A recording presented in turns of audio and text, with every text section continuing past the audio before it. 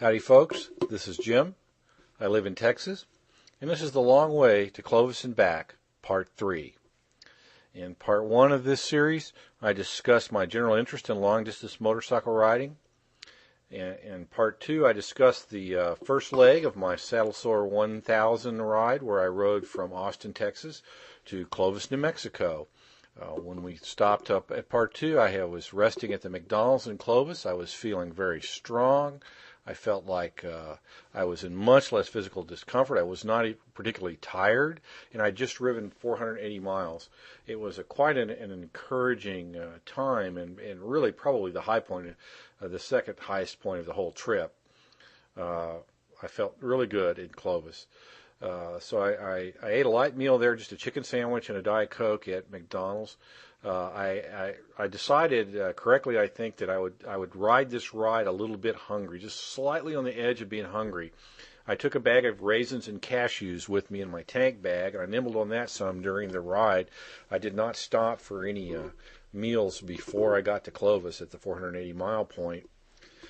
And I did not eat my normal giant grease burger and 7 pounds of fries like I might have eaten in a normal situation. I didn't want to be sleepy. If you look at the picture taken here in Clovis, you can see the sun is going down. You can see it's still very clear, very beautiful. So the sun's going down. I went ahead and got it back on the bike, put some gas in it, the gas station right next door to McDonald's, and headed back. First leg goes from Clovis the same way I'd come, through Lubbock and intersects Interstate 20 and heads for Fort Worth. So as I drove along, it was so beautiful. It was getting darker, and it was starting to get a little chilly, a little cold. The night was absolutely crystal clear.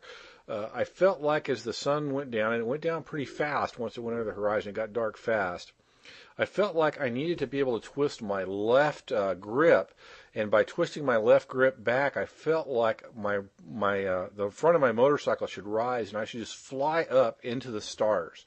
It was so beautiful. And the stars were so bright. You know, the song says, and they're right, the stars at night are big and bright deep in the heart of Texas. And on a clear, high-pressure day in the fall, they sure are. So I was still enjoying the ride a whole lot. Now, as I got to towards Lubbock, and it really did start to get dark, it started to get a little colder, and I got a little uncomfortable with the cold.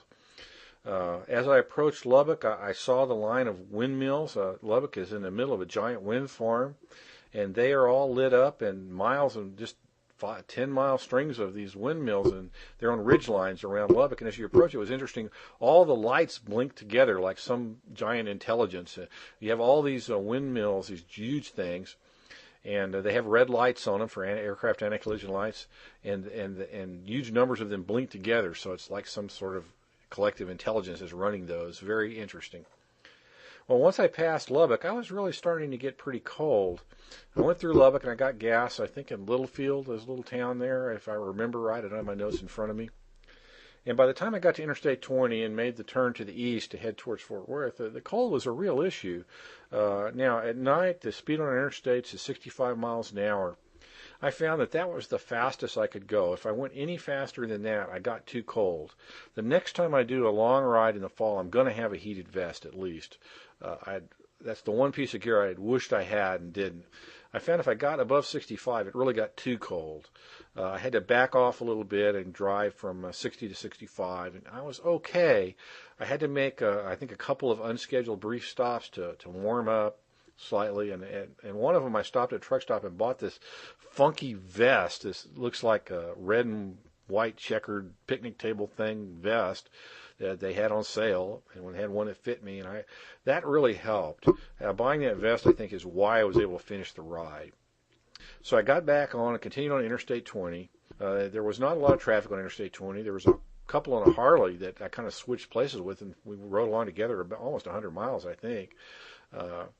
I pulled into a gas station in Cisco, Texas, which was a planned gas stop. Didn't stay there a long time. I was feeling okay. Starting to feel a little tired. I didn't feel I was dangerous, but I was definitely, feeling the fact I'd been on the motorcycle. This is, probably, I don't remember exactly, 1 in the morning or something like that, and I'd been on the bike since 7:30. So I hopped back on the bike. The Harley people came in just as I left, and I wanted to talk to them, but I was so stiff. It's always hard for me to get on the bike because I have tiny, short little legs, and I'm not very flexible. And then when I'm cold and tired, I'm even less flexible. So once I got on the bike, I didn't want to get off. I wish I hadn't walked over and said hello to the folks because we traveled together so long. So I took off from Cisco to Fort Worth. Now, I was going to have to stop in Fort Worth according to Iron Butt rules because that's a corner of my route, and they want a receipt at every corner. So that ride from Cisco to Fort Worth is only about 115 miles, pretty short in terms of a long-distance rider. But that was the low point of the trip. I was a little tired, and the cold was definitely bothersome.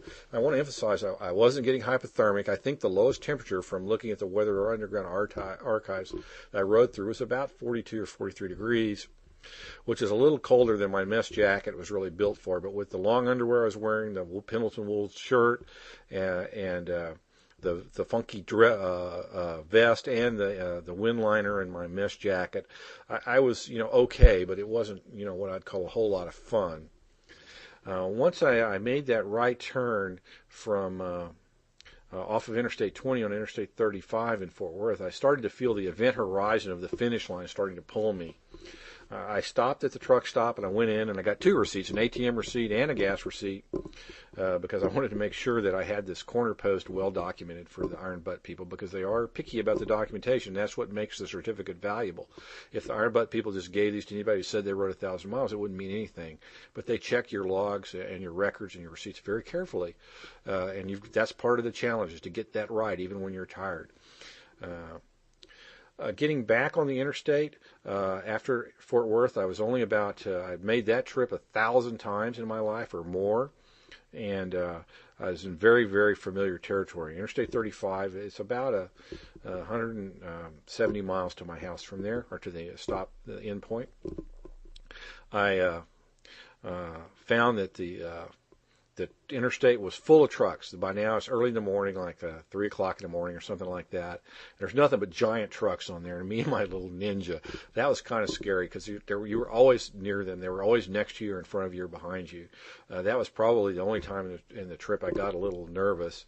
I didn't see any critters. I was a little concerned about animals there in Texas at night. This is October, starting to be the deer rutting season. I saw no animals except for 2 dogs on the trip out of Clovis at night, but I saw a lot of these 18-wheelers, and they were big. I made a quick unscheduled stop in Waco for an emergency pit stop. Not an emergency, but a pit stop I had to make, and ran in there, did my business, ran out, and when I started the bike again, my GPS started cycling. It would start a splash screen, then it would turn off and go into this continuous reboot cycle. So I didn't have music, and I didn't have GPS guidance, but I know how to get from Waco to Austin. I've done it a million times, literally, probably. So I just enjoyed the ride back. I was really hoping the sun would come up. I was making what's probably a bad prayer to make to the Lord, that maybe it's time for a miracle, and if He sped up the rotation of the earth a little bit and got that sun over the horizon, I'd really appreciate it. Well, He didn't do that, but then again, I'm thankful that He didn't stop the sun in the sky, which He did to make a point with some guy once. Instead, about the time I got to the State Highway 45, which turns off of Interstate 35 and head straight for my endpoint in Austin, I was feeling so good. The sun came up over the horizon just as I was making that turn. It hit me in the back. I felt the warmth immediately, and I was so happy. I pulled into the gas station where I started, and I got the last time receipt. I don't have it in front of me. I believe it was 7:51.